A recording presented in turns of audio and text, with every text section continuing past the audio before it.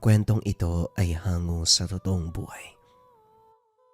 Mula ito sa isa nating kabayan na itago na lamang natin sa pangalang Manuel, taong 1983, Romblon. Nagsimula ang lahat ng itaboy si Manuel ng sariling pamilya, ipinatapon sa isla kung saan naninirahan ang suwail na lolo. Nakarating sa tahanan nito madaling araw, kamuntikan pang mataga sa pag-aakalang magnanakaw. Pumwesto kasi siya sa silong, inakalang tulog pa ang nasa loob kaya hindi nag-abalang tumawag. Sus Mariosep kang bata ka. Kung hindi ka pa nagpakilala, makakapatay ako ng kadugo. Kung sumulpot ka naman walang imik. Ngayon pa lang tayo nagkita pero marami na ako naririnig mula sa iyo. Hindi ko inasahan na sa laki ng pamilyang binuo, may isang susunod sa pagiging suwail ko. Wika ni Lolo Ramon. Tuwang-tuwa naman kayo. Huwag niyo akong itulad sa inyo, Lolo Ramon. May rason ako kung bakit piniling sumaway sa mga magulang. Hindi kagaya niyo mula ipinanganak, inugali niyo na eh. Tugon ni Manuel. Nagkakamali ka, iho. May dahilan ako kung bakit suwail ang tingin sa akin ng mga tao. Pero hindi bale na. Pumasok ka muna nang makapag-usap tayo ng maayos. Magmula ng araw na tumuloy si Manuel sa tahanan ng matanda, naramdaman ng binata ang tunay na kahulugan ng pagpapahalaga, pagmamahal. Mga bagay na hindi pinakita ng mga magulang. Si Lolo Ramon ang unang trumato sa kanya ng tama. Nabura ang pagkilala rito na isang suwail. Matigas ang ulo. Mangmang.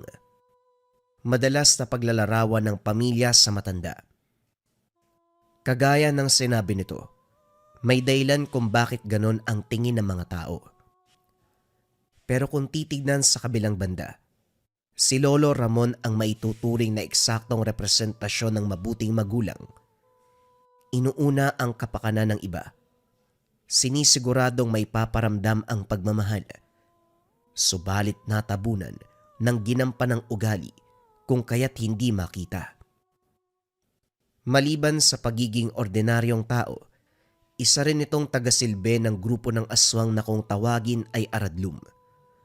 Kinakailangang maging masama ang ugali upang hindi makatawag pansin sa naglipa ng mga kalaban. Ito na rin ang magsisilbing proteksyon sa mga mahal sa buhay. Dahan-dahang pinakilala ni Lolo Ramon ang tungkuling ginampanan. Nung una, hindi magawang maniwala ni Manuel dahil para sa kanya. Para lang itong kwentong bayan na maririnig kahit saan. Yung bang malaalamat na kwentong gawa-gawa para mag-aliw sa tagapakinig. Ayon dito, ang aradlum ay uri ng aswang na hindi masyadong kilala. Maliit lang ang grupo nito. Ang kaibahan, may inaalaga nitong serpente na nakatira sa dagat. Wala pang nakakita sa nilalang. Ni hindi na silayan ni Lolo Ramon ang aktwal na anyo ng aradlum. Isang beses itong nakausap. Matagal na panahon nang nakalipas. Anyong tao ang karap. Matapos makasundo sa tungkulin, hindi na nakita muli. Gayunpaman, nanatiling tapat ang matanda. Ang trabaho ni Lolo Ramon ay tagaligpit ng biktima ng serpente. Nag-iwan ito ng bato na sa sandaling magbigay ng senyales, oras na ng tungkulin. Ang bato ay may hahalin tulad sa ulo ng ahas.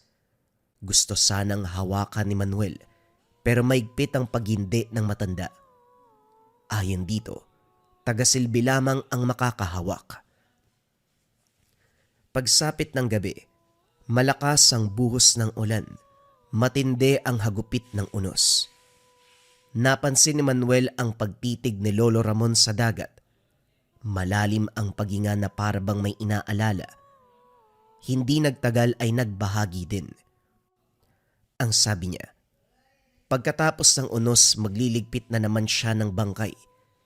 Sasabay ang pambibiktima ng serpente sa gupit ng bagyo. Ginagawa ito upang ang natural na kaganapan ng kalikasan ang mapagbalingan ng sisi kapag may taong nasawi. Madalas sa mga ito ay mangingisda. Hindi naglaon paghinto ng ulan, may natagpo ang bangkay sa baybayin. Mabilis itong niligpit. Lolo, bakit hindi na lang natin idulog sa otoridad ng katawan? Nagbumuka kayo masama sa ginagawa nyo eh. Wika ni Manuel. Kaya nga minadali ko ang pagligpit upang maiwasan ang mas malaking sakuna. May kargang laso ng katawan ng biktima at kapag malanghap ng tao, may posibilidad na madagdagan pa ang mamamatay. Pero may karapatan ng pamilya ng biktima na masilayan ng bangkay. Tama ka naman, pero sa kabilang banda, may mga bagay na mananatiling misteryo kaysa isugalang buhay ng nakararami. Wika ni Lolo Ramon habang pinapatag ng mga paa ang hukay. Naunawaan ni Manuel kung bakit iba ang trato ng mga anak nito sa kanya. Marahil alam nila ang katungkulan ng matanda sa aradlum. Kahit sino naman, ganon ang magiging reaksyon kapag nalaman na ang sariling ama naninilbihan sa mga halimaw. Gumagawa ng mga bagay na labag sa karapatang pantao. Subalit naniniwala ang binata kay Lolo Ramon. Pagsapit ng umaga naglakbay si Manuel sa baybayin. Tanaw ang daungan ng mga bangka mula sa laot. Sa kabila ng bagyo kagabi, meron pa ring nakipagsapalaran sa gupit ng panahon para makaraos sa araw-araw. Isa sa mga ito ay si Mang Benjo. Bitbit nito ang buslo na kalahati ang lamang isda. Inalok siya ng iilang peraso sa murang halaga. Sakto namang may pera kaya kinuha. Tuwang-tuwa ang matanda habang naglalakad palayo. Napabuntong hininga si Manuel. Hindi maiwasang malungkot sa ideya na malaki ang tsansang mabiktima ng serpente si Mang Benjo. Nang matanaw ang nag-iintay na pamilya, bumigat ang pakiramdam. Umuwi. Dumiretso sa pagsumbat kay Lolo Ramon. Lolo, alam ko may dahilan ka para pumasok sa ganyang klase ng tungkulin. Pero hindi ba kayo nakokonsensya? Araw-araw may pumapalaot. Lahat ng mga tao ay nasa peligro. Kayong may kaalaman sa posibilidad, kalmado. Nag-aantay lang ng bangkay na ililibing. Nauunawaan kong sinabi mo, Manuel. Subalit wala na akong magagawa pa. Parte ito ng buhay nating lahat. Magkasabay na naninirahan sa mundong ito ang tao at mga nilalang. Hindi sa lahat ng oras ay payapa, tahimik at ligtas. May mga oras na magiging madisgrasya. Merong malalagutan ng hininga. Ang buhay ay isang mahabang paglalakbay na merong nakaantabay na panganib sa bawat kanto. Swerte lang kung makaligtas. Napahugot ng hininga si Manuel. Hindi malaman kung may konsensya ba ang matanda o wala. Hindi lang siya nangulit dahil nag-iiba ang ugali nito kapag tungkulin ang pag-uusapan. Dakong hapon nang may bumisita. Mag-isa si Manuel dahil may nilakad si Lolo Ramon. Matangkad ang lalaki. Maskulado pero hindi tumingin. Yuyuko o hindi kaya iiwas. Hindi naman ito naiilang, sadyang ayaw makipagtitigan. Pinatuloy ng binata, tahimik na nag-antay sa pagbabalik ng matanda. Dumating makaraan ang ilang oras, sinimula ng usapan. Minabuti ni Manuel na makinig, palihim na pumuslit. Natulala ng malamang aswang ang lalaki. Nagbigay galang si Lolo Ramon sa pamamagitan ng pagbigay ng supot na merong kuko ng mga biktima. Akala ko hindi na tayo magkikita, Arnold. Nag-aalala ako eh. Naisip na baka may nangyaring masama sa'yo kaya hindi ka bumibisita. May papagawa ka ba sa akin? Meron. Nalalapit na ang takip dilim. Sariwang dugo ang kailangan para sa pag-aalay ng serpente. Punuin mo ito. Babalik ako sa takdang araw Siguraduhin mong malinis ang makukuhang dugo. Ayoko na may sabit. Tumango si Lolo Ramon. Paglabas ng lalaki, sumalubong si Manuel. Maulang galang na ho. Pero hindi ako makakapayag. Basta-basta mong utusan yung lolo ko ha. Huwag niyo siyang idamay sa kalokohan niyo. Inuutusan niyong pumatay ng tao para makakuha ng dugo. Sa pagkakataong ito, kinilabutan si Manuel nang tumitig ang lalaki. Parang may sariling buhay ang mga mata na anumang oras ay pwede siyang lamunin. Napatras ang binata nang humakbang ito. Pasalamat ka dahil kadugo ka ni Ramon. Kung hindi, pinugutan na kita ng ulo. Kung ako sa'yo, huwag kang makialam sa usapan ng mga nakakatanda. Wala kang alam. Nagalit na rin si Lolo Ramon. Ang sabi niya, hindi pwedeng basta na lang kausapin si Arnold. Aswang ito. Malaki ang posibilidad na makapatay ng tao. Swerte lang na apo siya ng matanda kaya pinalampas. Binalaan na kita, Manuel. Huwag kang mangingialam sa ginagawa ko. Kaawaan mo ang sarili mo. Halimaw yun eh.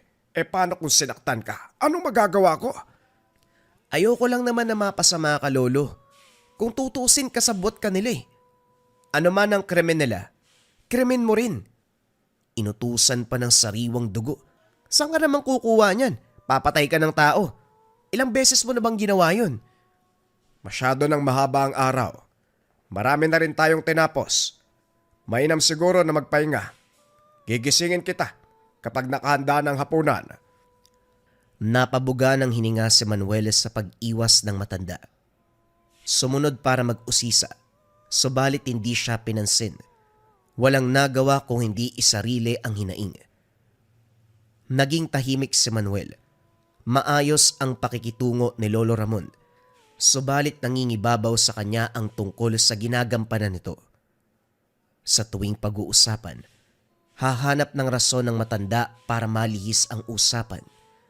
Dumaan ang mga araw na walang kahina-hinala, kaya pinalampas ng binata. Takip silim ng mag-abang sa baybayin. Naghihintay sa pagdaong ng mangingisda. Hindi nagtagal bumuhos ang ulan.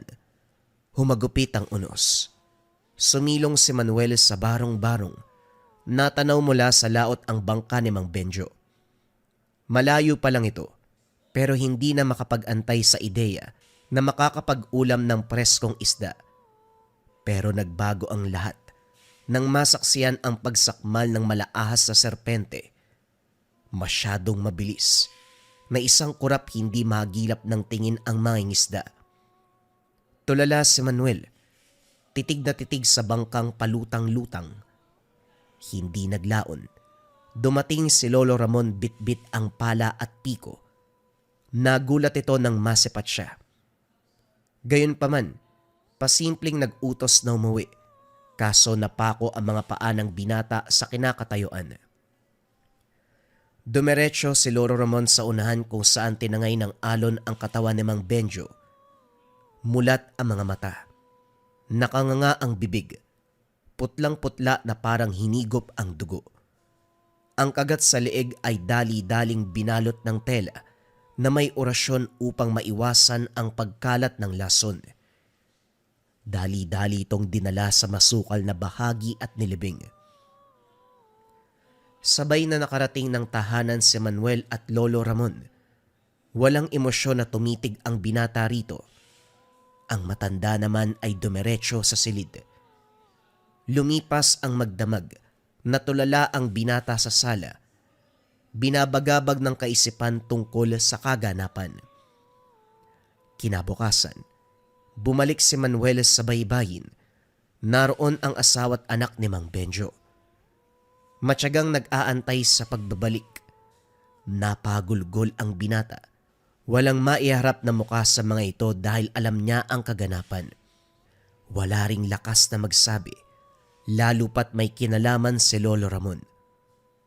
Bumalik ng daan, nagkulong na lamang sa kwarto. Sa kabilang banda, Nakaramdam ng bigat ng dibdib si Lolo Ramon habang nakikinig sa hagulgol ng apo. Naunawaan ang hinaing nito pero hindi magawang suwayin ang sinumpaang tungkulin. Nang may masmasan si Manuel, tinignan ng pamilya ni Mang Benjo. Nag-aantay pa rin ang mga ito sa baybayin. Puno ng pag-asa ang muka na uuwi ang matanda.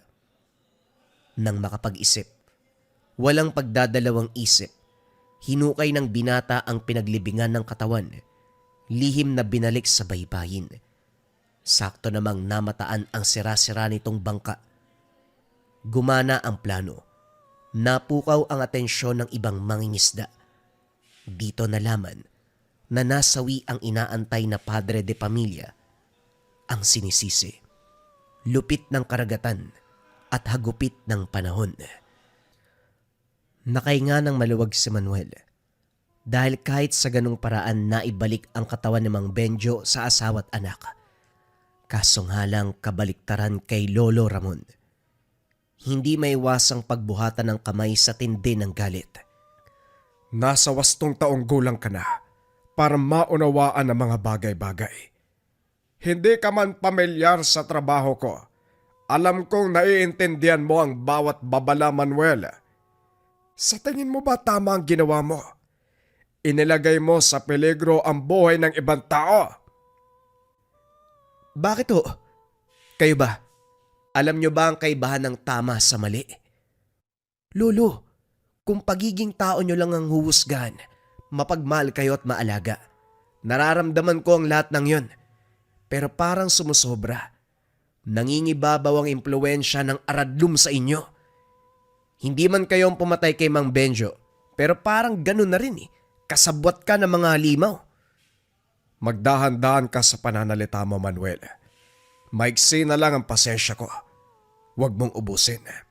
Sa ginawa mo, huwag kang magtaka. May darating na masamang balita. Hindi to pinayagan ni Manuel. Naniwala na tama ang desisyon. Subalit makaraan ang linggo. Natagpuan na lamang ang asawa't bata ng yumao. Wala ng buhay sa tabi ng baybayin. Maraming galos ang katawan. Nangingitim. Mulat ang mga mata. Nakanganga ang bibig at may malaking kagat sa leeg. Batay sa usap-usapan ng mga tao, halimaw ng dagat ang may sala. Lumiban sa pagpapalaot, kanya-kanya sa pag-aalay sa dagat, sa pag-aakalang nagalit sa pag-abuso sa likas na yaman. Pagbalik sa tahanan sumalubong si Lolo Ramon, muling nagpaalala sa maling ginawa ni Manuel. Ang binata sa kabilang banda, hindi maiwasang sisihin ng sarili, namulat sa katotohanan. Kung sana nakinig ka, hindi madadamay ang asawa't anak ni Mang Benjo. Sinabi ko na sa inyo may kargang laso ng katawan ng biktima. Kapag nalanghap ng iba, sila ang susunod na biktima ng serpente. Sa katigasan ng ulo mo, tignan mo ang nangyari. Ganun pala yung mangyayari pero bakit wala kayong ginawa para kunin uli yung bangkay? Hindi ka kasi nakikinig. Sa oras na maibalik sa pamilya ang bangkay ng biktima, sila na kaagad ang susunod. Hindi malulutas ng pagbawi. Kung sana naniwala ka sa akin, hindi mangyayari ang bagay na yan. Sana ito na ang huli. Magtanda ka. Iba ang mundong ginagalawan natin kumpara sa buhay ng mga aswag. Natahimik si Manuel. Inakalang nakulong. Yun pala pinalala ang sitwasyon. Gayunpaman dinamayan niya si Lolo Ramon. Pinagaan ang nararamdaman sa pamamagitan ng salita. Unti-unting tinanggap ang pagkakamali. Humingi ng tawad sa mga yumao at sa sarili. Magmula ng araw na yun, hindi na nangialam ang binata. Kapag may nakita, nanonood na lamang. Napadalas ang pagbisita ni Arnold. Walang ideya si Manuel kung ano ang pinag-usapan. Natatakot na baka magkamali uli. Namalayan na lang ng binata na maraming baboy sa silong. Hinatid ng kakilala ni Lolo Ramon. Pagsapit ng gabi, Isa-isang kinatay, kinuha ang dugo. Hindi inasahan na ito na ang hinihingi ng aradlum. Buong akala'y tao ang kailangan, lalong nakaramdam ng hiya. Matapos kuhaan ng dugo ang lahat ng baboy, isinilid sa selyadong kahon ang mga bote. Pinagkasya sa sako ang lamang loob, pagkatapos inantay ang pagsapit ng eclipse.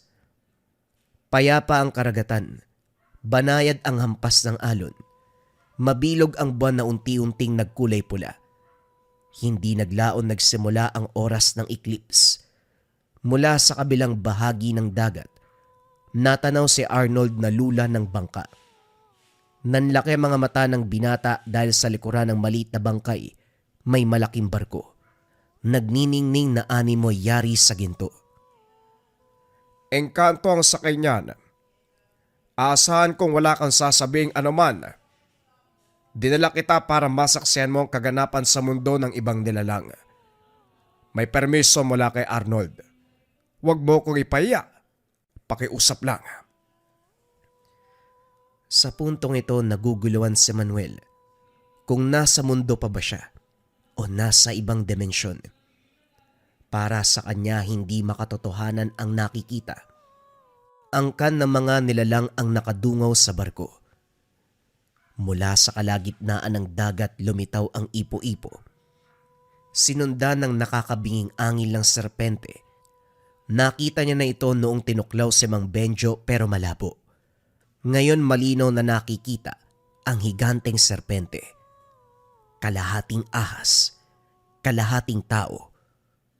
Umangat mula sa kailaliman ng tubig patungo sa kalawakan.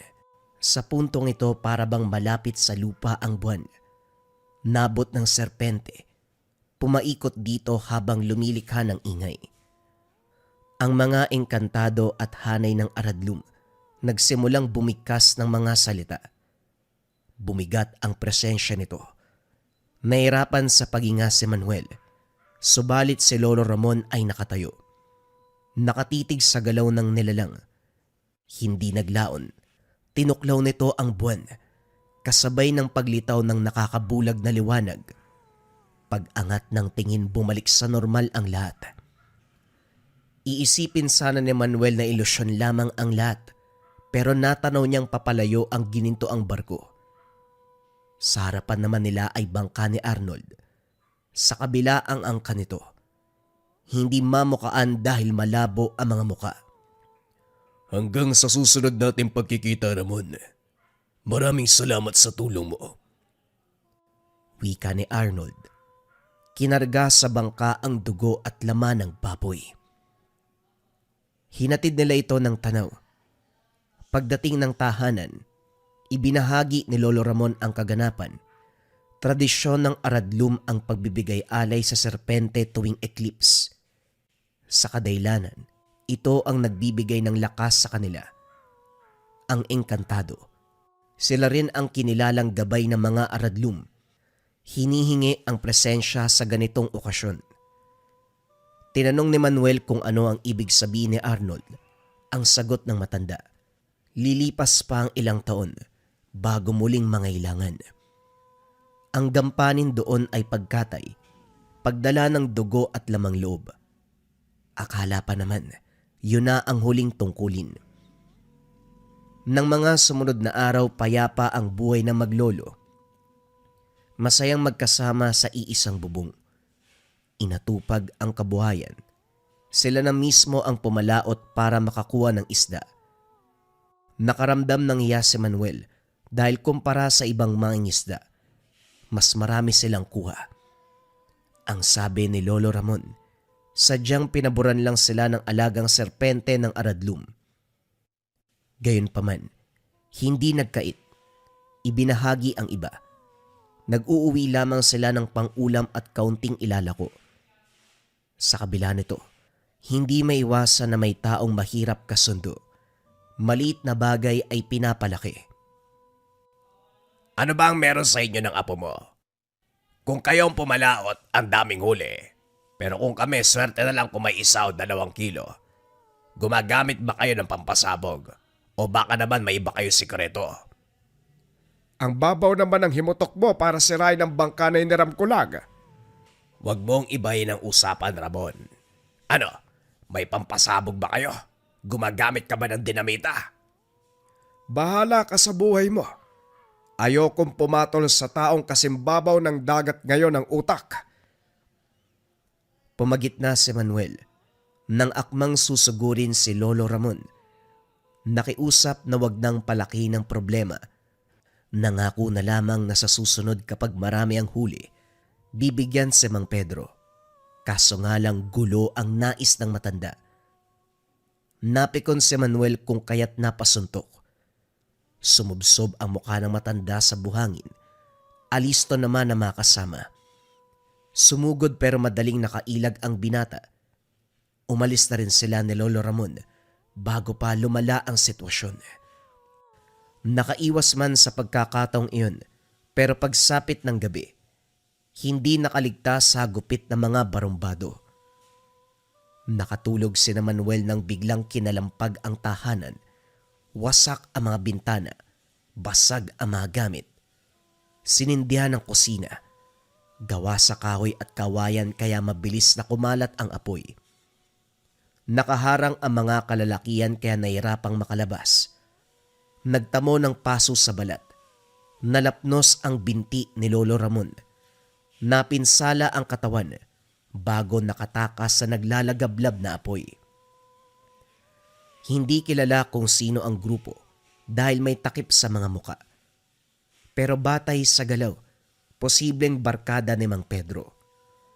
Umabot sa barangay ang reklamo pero binasura dahil walang matibay na ebidensya. Hindi makapaniwala si Manuel na tinanggap ni Lolo Ramon ang desisyon ng kapitan. Lolo, tayo ang nagrabyado. Tapos hindi man lang tayo lalaban. Sinunog nila ang bahay natin. Kamuntikan pa tayong mamatay tapos ganun lang? Manuel, hindi dahil pumayag ako na ibasura ang reklamo, ibig sabihin ay sumuko na ako. Minsan mas mainam na hayaan ng kalangitan na pagbayarin ang mga taong makasalanan. Huwag kang mag-alala kung hindi tayo makakaganti sa patas sa paraan. Sigurado ko may gagawa ng karumal-dumal na paniningil. Halika, magpahinga na tayo. Parehong may pinsala ang katawan natin. Napabuntong hininga si Manuel. Kahit papano gumaan ang pakiramdam sa sinabi ng matanda. Subalit walang ideya kung ano ang eksaktong tinutukoy. Ilang linggong lumipas, muling humagupit ang unos. Tanaw ni Lolo Ramon ang karagatan mula sa bintana. May sinasabi ito pero hindi malinaw dahil sa ingay ng paligid. Sa kaganapan, malakas ang kutob ng binata na may mangyayari. Pagsapit ng madaling araw, napabalikwas ng bangon si Manuel. Tumila na ang ulan. Payapa ang paligid. Napansin ang paglabas ng lolo. Bitbit ang pala at piko. Nagmamadali sa pagsunod at kagaya ng inaasahan, may biktima na naman ang serpente. Dito lang din naintindihan ang sinabi ng matanda. Ang bangkay na natagpuan sa baybayin, walang iba kung hindi si Mang Pedro. Bukas ang tiyan. Katabi ang gutay-gutay na lamang loob. Puno ng kalmot ang katawan na parabang pinaparusahan ang kamatayan. Sa puntong ito binalot ng tela ang bangkay. Hinila patungo sa masukal na bahagi ng kakawyan. Hinulog sa hukay. Hindi tinabunan ng lupa, kundi sinunog. Habang kinakain ng apoy ang katawan, dito nagsalita si Lolo Ramon. Kagaya ng sinabi ko, Manuel, kung hindi tayo makakalaban sa patas sa paraan, kalangitan ng maniningil, dinagdagan ko lang ng kaunti. Gusto tayong sunugin ng buhay, kaya hinayaan ko ang apoy na tupukin ang katawan ng animal. Titigan mong mabuti ang taong umagrabyado sa atin. Napalunok si Manuel nang masilayan ang nasusunog na katawan. Matindi ang amoy nito. Pinaghalong lupa at dagat. Hindi nagtagal, buto na lamang ang natira. Pasimpleng tumalikod si Lolo Ramon. Tahimik na sumunod ang binata. Sa kabila nito, natatakot si Manuel na maituro sa nangyari. May tuturing na krimen sa mata ng batas at malaki ang tsansa na makulong. Walang araw na hindi nangamba, lalo na sa punto na natagpuan ang pagsusunog. Nag-imbestiga ang pulisya, pero para bang protektado sila ng kung sino dahil sa kabila ng mabusising pagsusuri. Wala ni isang bakas ang natagpuan na maaaring magturo sa kanila. Naisara ang kaso. Hindi rin makilala ang labi dahil sa labis na pagkasunog. Pero usap-usapan sa lugar, si Mang Pedro, ilang araw na itong hindi nakakauwi. Nanatiling misteryoso ang kaganapan. Puro haka-haka ang nasa isip ng mga tao. Walang imik si Manuel. Nakikinig lamang sa mga ito. Nakaligtas tayo sa batas, pero hindi sa konsensya. Lo, patuloy akong inuusig sa ginawa natin. Baka pwedeng magsabi na lang tayo ng totoo. Mainam na ang ganun kaysa mabuhay tayo na minumulto ng krimen. Ang problema sa'yo, masyado mong inaalala ang iba kaysa sa sariling kapakanan. May tuturing man na kasamaan, tandaan mo sila ang nauna. Gumante lang tayo. Matuto ka magbingi-bingian sa konsensya. Hindi masama ang pagiging masama kung ginagamit mo naman ang tama. Ano raw? Hindi masama ang maging... Ewan, masyado ka na yatang nilamon ng tagasilbi ng aradlum. Hindi na to makatarungan, Lolo. Lahat mali. Walang tama. Nakabatay ka sa pagiging tao kaya walang tama. Manuel, baka nakalimutan mo may aswang at serpente na kasali. Mga nilalang na hindi mauunawaan ng mga tao. Kung minsan ang mali para sa atin ay tama sa kanila, tandaan mo ang bagay na yan. Mahabang katahimikan ang naganap matapos noon. Isang gabi, napabalikwas ng bangon. Pagbukas ng pintuan, bumungad si Arnold. Pumasok ito ng walang pahintulot. Pasimpleng naupo sa sala. Sinabi ang pakay. Matanda na ang Lolo Ramon mo, kaya kinakailangan ng kapalit bilang tagapagsilbi sa amin. Dahil nasaksiyan mo ang iilan sa kaganapan, nais kitang imbitan bilang susunod sa yapak ni Ramon. Ayoko. Tutal, napag-usapan na lang din natin. Tatapatin na kita. Kailanman labag sa loob ko yung pinapagawa mo kay Lolo. Hindi ko lang siya mapigilan dahil sa paniniwala niya sa inyo eh. Ayokong tanggapin ang alok mo. Ayokong maging masama. Tumayo si Arnold. Walang paalam na umalis. Nakainga si Manuel. Inakalang makakasagutan ang bisita. Handa siyang ipagtanggol ang sarili. Nasaksiyan niya ang tungkulin ni Lolo Ramon. Bagay na ayaw niyang gawin. Kahit ano pa ang kapalit. Kahit bigyan ng kayamanan. Kahit bigyan ng kapangyarihan. Hinding-hindi ito tatanggapin ni Manuel. Kailanman, hinding-hindi siya maninilbihan.